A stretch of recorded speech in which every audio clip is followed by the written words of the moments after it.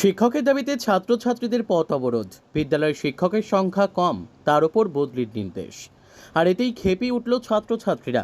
ঘটনা আমবাসা মহকুমার গোপাল সর্দারপাড়া বিদ্যালয়ে।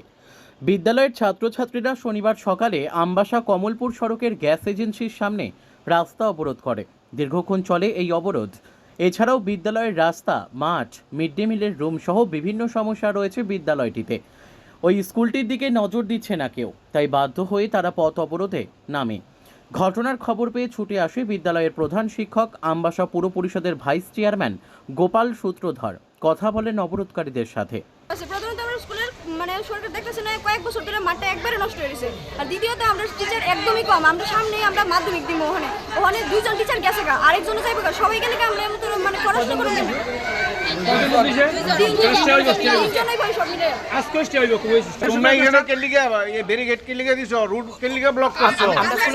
আমরা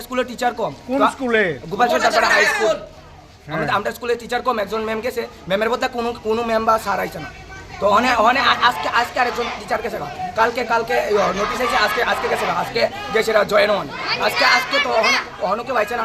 আরেকজন বলে টিচার বলে দেবো শোভন স্যার, শোভন স্যার আমাদের স্কুলের এইচএম স্যার, আমাদের স্কুলে প্রথম কোটি আমাদের স্কুলে প্রথম কোটি আমরা এইচএম স্যারের পরে হচ্ছে আমরা দ্বিতীয় হচ্ছে আমরা শোভন স্যার যাইতেছে। তো আমরা কেমন হইব?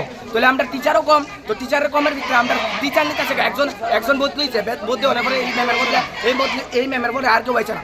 আমরা তো দরকার না টিচার, আমরা এই টিচার ছাড়া তুলে আমরা ক্লাস কেমনে করব? Bureau report, news Tele Bharat.